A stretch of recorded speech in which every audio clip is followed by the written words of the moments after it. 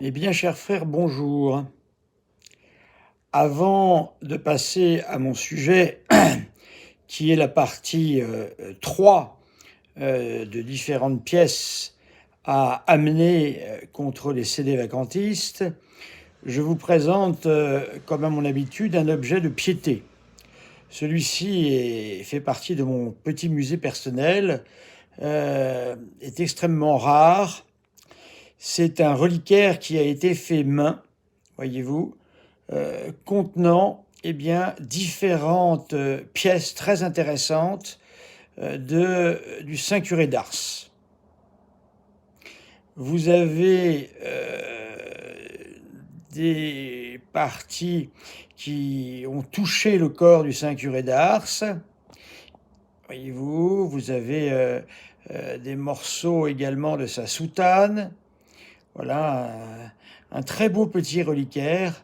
Tout cela est plein de foi et nous rappelle que Saint Jean-Marie Vianney est au ciel, glorieusement régnant, et nous pouvons lui demander son intercession. Je vais à présent passer au sujet du jour. Vous savez que je collecte énormément de livres et de témoignages sur la question du sédévacantisme. Je vous propose ici un exposé succinct du dogme catholique par l'abbé Morino. Ce livre a été édité en 1913 sous le pape Saint Pie X. Et nous allons pouvoir voir que le nichilobstate et l'imprimatur datent de 1912 et 1912 également pour l'imprimatur. Voilà. Il faut savoir qu'à cette époque, les modernistes sont répandus partout, c'est vrai. Mais il faut également savoir qu'en aucun cas, un moderniste à cette époque ne peut se permettre d'écrire quoi que ce soit, sous le pape Saint Pie X en particulier, avec imprimatur. Ce n'est pas possible. Si vous avez un livre qui date de 1912, 13, 15, 20, ce que vous voulez, il n'est pas possible que ce livre soit un livre moderniste s'il comporte l'imprimatur. C'est impossible. Voilà. Eh bien, je vais vous lire en extrait ce que l'abbé Morino, sous le pape Saint Pie X, nous dit de l'infaillibilité pontificale. C'est à la page 192 de son livre, et je lis.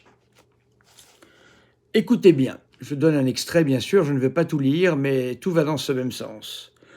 En déclarant le pape infaillible, nous ne lui attribuons pas une perfection divine, car son infaillibilité, effet de l'assistance divine, n'est pas une qualité inhérente à sa personne.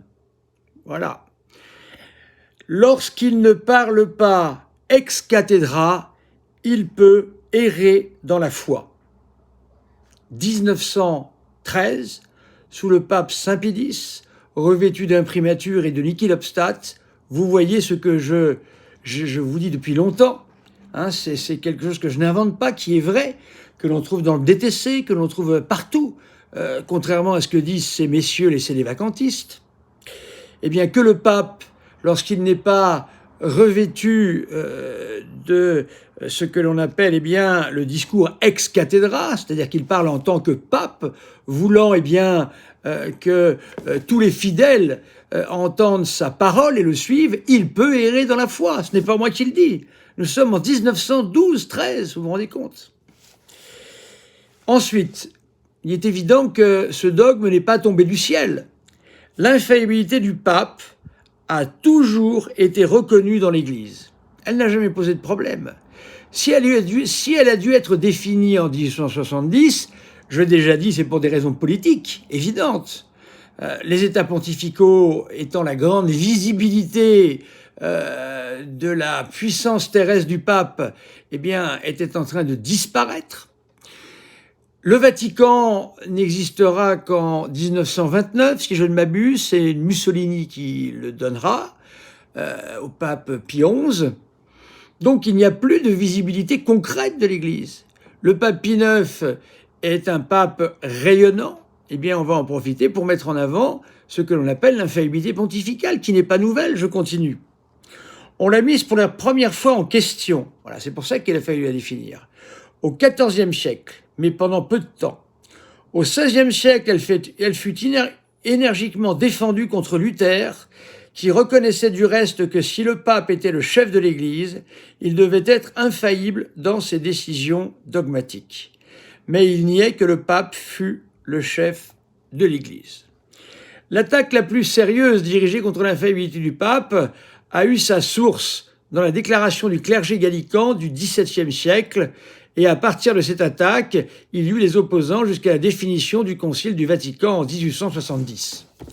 Lorsque dans l'Église, on doit définir quelque chose, un objet de la foi, c'est que cet objet de la foi a été attaqué. C'est le cas pour l'infaillibilité pontificale.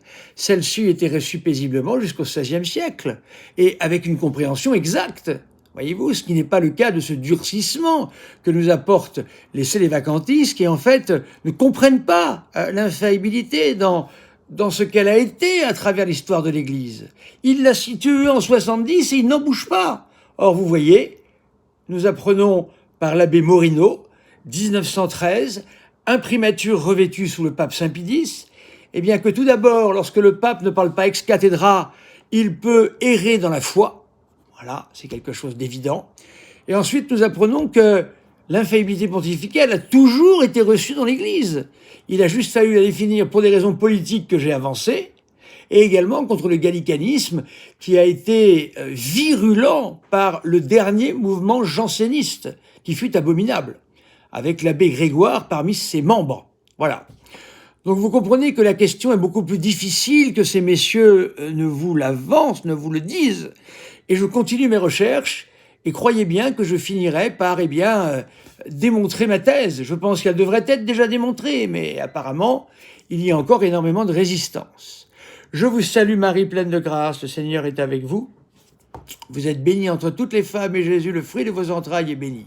Sainte Marie, Mère de Dieu, priez pour nous pauvres pécheurs, maintenant et à l'heure de notre mort. Amen. Prions Saint Jean-Marie Vianney, dont les reliques sont tout près de nous, afin qu'il nous aide à rester dans la vérité catholique, ne pas en sortir. La vérité catholique, il n'y a que ça de vrai, et il n'y a que là que nous trouvons le repos promis par notre Seigneur, c'est-à-dire le repos de l'âme et de la conscience.